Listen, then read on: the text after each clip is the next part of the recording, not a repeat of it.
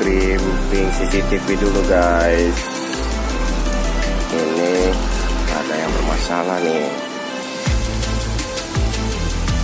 Jadi CCTV nggak mau connect ke FPR, ternyata ini yang gosong.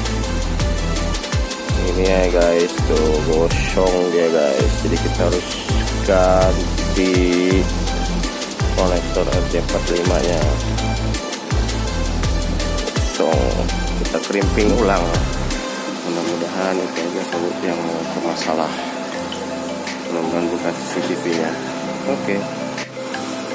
Guys, ini udah saya crimping, tinggal masukin aja posisi konektor ada di bawah atau kecil ya.